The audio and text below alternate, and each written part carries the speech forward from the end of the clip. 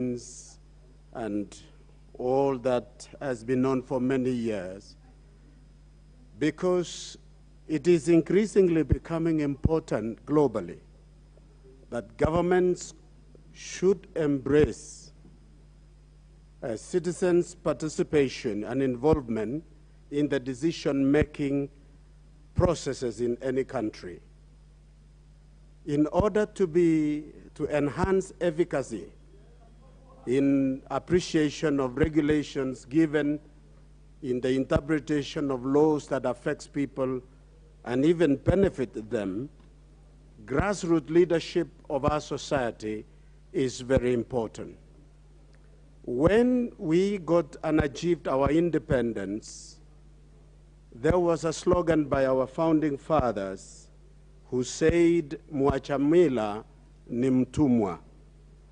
These grassroots leaders becomes the custodians and protection of our norms, and therefore enhances values in our society. It is important for this august House to pay attention through this motion, not only to empower them as proposed by this motion today, but also develop policy framework that will strengthen them, because this will enhance a social order, security, and development efficacy in terms of priorities of government. Madam Speaker, I support this motion this afternoon. Thank you. Thank you very much. The Honorable Bisau Kakai, Member for Kiminini.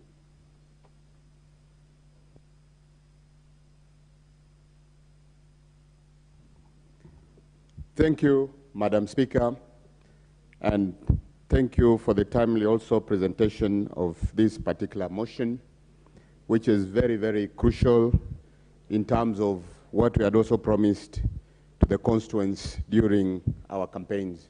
And I take this opportunity to really thank Mheshimiwa Mutuse for expediting to bring this particular important motion in the House. Now, Madam Speaker, the first point of contact in our backyard, in our constituencies, are these village elders. When a cow is stolen, when a boda is stolen, when there's domestic violence, there is a dead body found on the roadside, the first point of contact is these village elders. Today, Madam Speaker, even within the security apparatus, a Minister for Internal Security sitting in Nairobi, a regional commissioner, a county commissioner, a district commissioner, and many other administrators. Without these villagers, they are living in space. These are the first point of contact. But what is happening now, they've completely been neglected.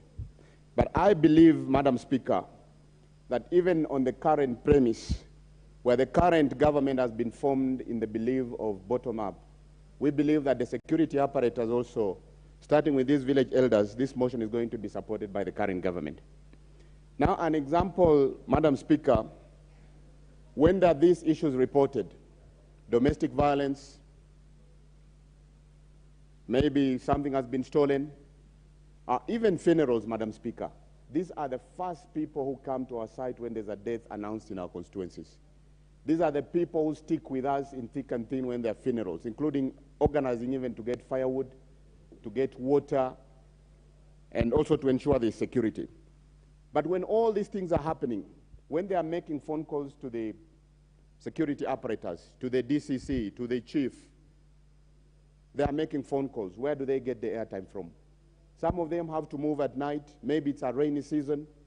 They need warm clothing, which they don't have, or which they've bought through their own funds. They need things like gumboots, an example. They need torches. Who buys these batteries for them? So, Madam Speaker, this is very, very important. Bringing in also the logistical component. How do they move from point A to point B? When they are being called, maybe they have to respond to some situation which is not correct. So, Madam Speaker, I want to support this motion, but even as I support this motion, I would like to request that this is taken seriously by the appropriate ministry in terms of establishing clear terms of reference.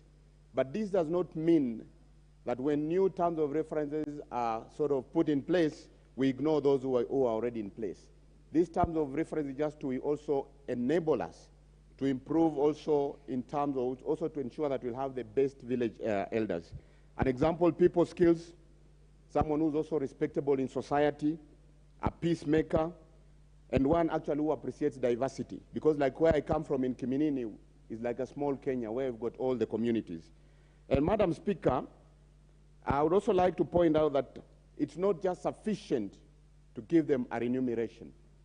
We would like to see that they are also covered medically through NHIF, and also a clear pension fund is put in place so that also as they reach their retirement age or they decide to bow out of this arrangement, they also have something to fall back to in terms of a pension. I would also like to point out that because they also support the security apparatus, and there are situations where some of them, some people have masqueraded as those village elders, that we ensure also that they've got uniform in addition to the clothing or the gear that they need, like example, gumboots, etc., etc. And lastly, on mobility and for good coordination, the head of the village elders should also be able to be given that ability in form of, let's say, a motorcycle. And sooner or later, Madam Speaker, I'll also be bringing in a motion where I would like within the CDF, even if it's 1%, to try and also support this particular group. But for the time being, I would request that, or I would support this motion, and I believe that the current government, based on the belief of the bottoms up, they will come up and they will ensure that they support this motion so that we can quickly expedite to ensure that all our village elders who are our first focal points at the constituency level are also comfortable, and they can also help to improve the security. Thank you, Madam Speaker, and I support the motion. Thank you, Honorable Member. Honorable Members, I would like to recognize the following schools that have visited the National Assembly: Olashapani Primary School, Narok South, Narok County; Gondi Primary School, Naivasha, Nakuru County. Honorable Members, I would like to give an opportunity to the Honorable Jane Kithure.